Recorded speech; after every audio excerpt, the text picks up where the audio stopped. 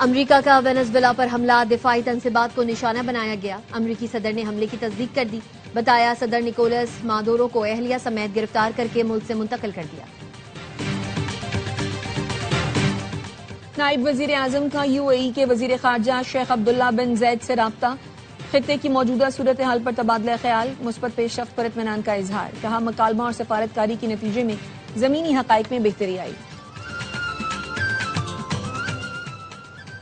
اور پاک فضائیہ کا جدید ترین تیمور ویپن سسٹم کا کامیاب تجربہ، Taimur air launch cruise missile زمینی و سمندری اہداف کو 600 کلومیٹر تک نشانہ بنا سکتا ہے۔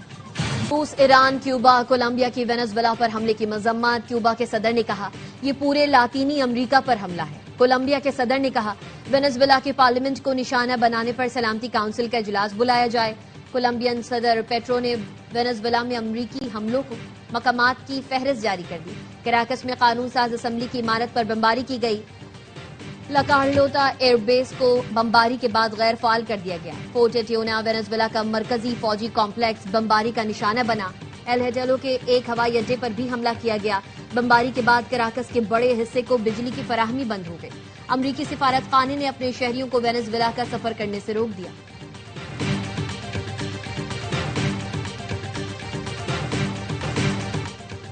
پاکستان نے بھارتی وزیر خارجہ کے غیر ذمہ دارانہ الزامات کو مسترد کر دیا۔ ترجمان دفتر خارجہ نے کہا بھارت دہشت گردی کو فروغ دے رہا ہے، علاقائی عدم استحکام میں اپنے کردار سے توجہ ہٹانے کی کوشش کر رہا ہے۔ پاکستان کے خلاف دہشت گردی کے فروغ میں بھارت کی مداخلت حقیقت ہے۔ کلبھوشن یادو پاکستان کے خلاف ریاستی سرپرستی میں دہشت گردی کی واضح مثال ہے۔ سنتاس معاہدہ نیک نیتی سے بھاری قیمت ادا کر کے طے پایا تھا۔ اس کی یک طرفہ خلاف ورزی سے علاقائی استحکام کو نقصان پہنچے گا۔ پاکستان معاہدے کے تحت جائز حقوق کے تحفظ کے لیے اقدامات کرے گا۔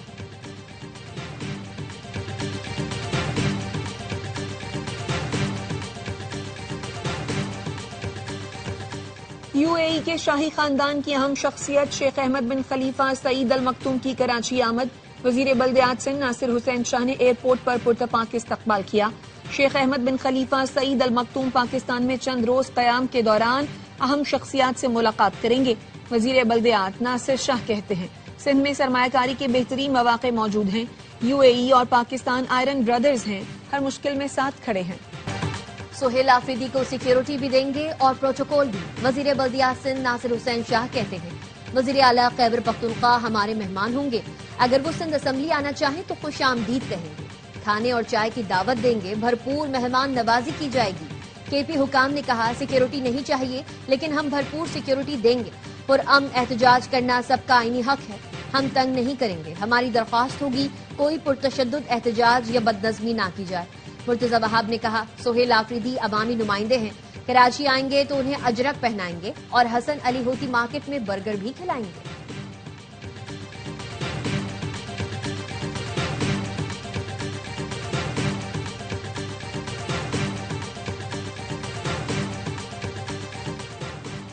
اسلام آباد کی ڈسٹرکٹ اینڈ سیشن کورٹ نے وزیر اعلیٰ خیبر پختونخوا سہیل آفریدی کے ناقابل ضمانت وارنٹ جاری کر دیے، گرفتار کر کے پیش کرنے کا حکم بھی دیا۔ ریاستی اداروں پر گمراہ کن الزامات اور ساتھ متاثر کرنے کے کیس میں وارنٹ عدم حاضری پر جاری کیے گئے، سماعت 17 جنوری تک ملتوی۔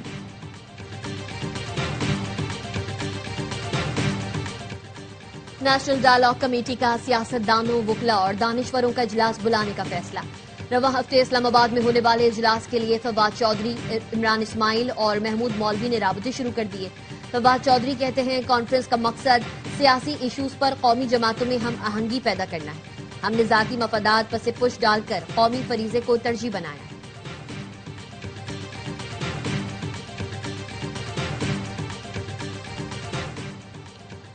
گورنر خیبر پختونخوا کے عہدے کے لیے 10 سے 12 امیدواروں کی اہم شخصیت سے ملاقات کرنے اور انٹرویوز دینے والوں میں پی ٹی آئی رہنما بھی شامل۔ دیگر شخصیات میں سابق ججز، بیوروکریٹس، ٹیکنوکریٹس، چند سیاستدان جن میں آفتاب شیرپاؤ بھی تھے۔ ایم کیو ایم نے کراچی بچاؤ مہم شروع کر دی۔ فاروق ستار نے پریس کانفرنس میں کہا پاکستان بچانا ہے تو پہلے کراچی کو بچانا ہوگا۔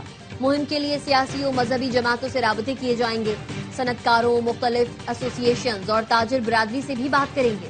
تمام سٹیک ہولڈرز کو کراچی بچاؤ مہم میں شامل کیا جائے گا۔ کراچی میں تباہال سڑکیں، کھلے مین ہول، تیز رفتار ہیوی ٹریفک اور پانی کے مسائل ہیں. ہماری پالیسی بالکل واضح ہے. 23 اگست 2016 کو جو فیصلہ کیا وہی ہمارا جواب ہے. صرف ایم کیو ایم پاکستان ہے، کوئی امریکہ، جاپان یا لندن نہیں.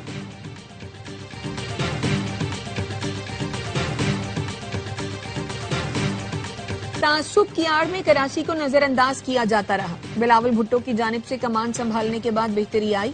میئر کراچی مرتضی وہاب کہتے ہیں رواں سال کراچی میں 46 ارب روپے خرچ کیے جائیں گے. ترقیاتی کام ہوتے ہوئے دکھائی دیں گے. نعمت اللہ خان اور مصطفیٰ کمال کے دور میں اثاثے بیچے گئے.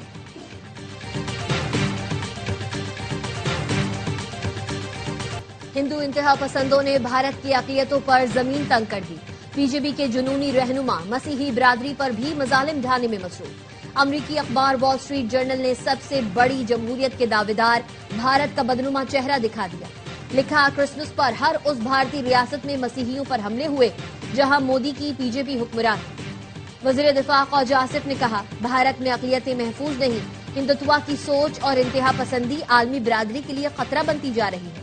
کھیلداس کوہستانی نے کہا مودی راج میں بھارت میں نفرت کو پروان چڑھایا گیا. بھارت میں مسلمانوں، مسیحی برادری اور سکھوں کے ساتھ جو ہو رہا ہے شرمناک ہے. پیپلز پارٹی کی رہنما شیری رحمان نے کہا پاکستان میں ہر طرف کرسمس منایا گیا جبکہ بھارت میں مسیحی برادری کو روکا گیا.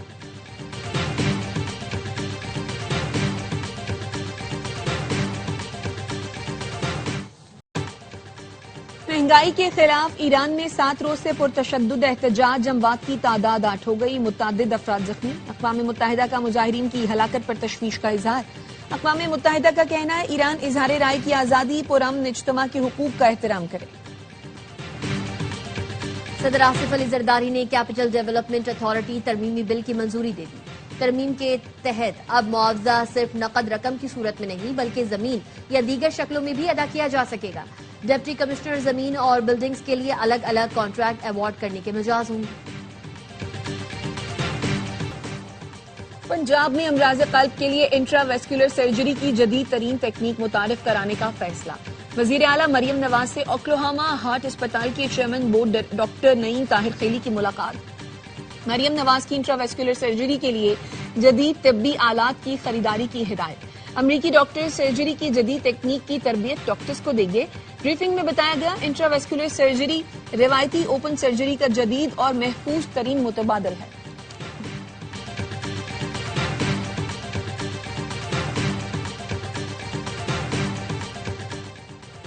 پانچ سال کے لیے پاسپورٹ کو پی سی ایل میں رکھنا غیر قانونی ہے. شہریوں کے آئینی حقوق سے متصادم قانون سازی کی اجازت نہیں دی جا سکتی.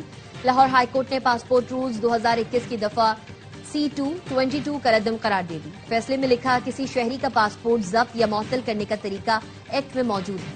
پاسپورٹ غیر مؤثر بنا کر شہری کو سفر کے حق سے محروم نہیں کیا جا سکتا.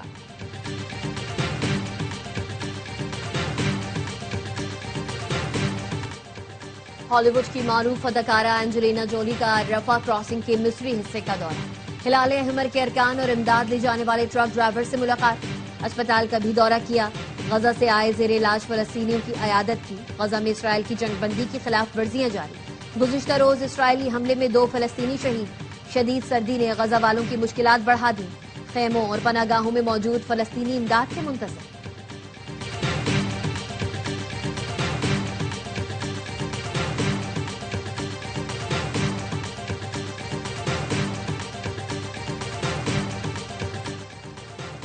میکسیکو میں 6.5 شدت کا زلزلہ. عمارتیں لرز اٹھی. 2 افراد ہلاک، متعدد زخمی. میکسیکو کی صدر کی پریس کانفرنس کے دوران اچانک الارم بج اٹھا جس کے بعد تمام لوگ عمارت سے باہر چلے گئے. زلزلے کے باعث 116 سال پرانا آزادی کا مجسمہ ہوا میں جھولتا رہا. مودی سرکار کی پھر کرکٹ میں مداخلت. آئی پی ایل میں منتخب ہونے والے بنگلہ دیشی فاسٹ بالر مستفیض الرحمان کو لیگ سے باہر کر دیا. بی جے پی رہنما نے مستفیض کو ایئرپورٹ سے باہر نہ نکلنے دینے کی دھمکی دی تھی. مستفیض کو منتخب کرنے پر شاہ رخ خان بھارت میں غدار قرار.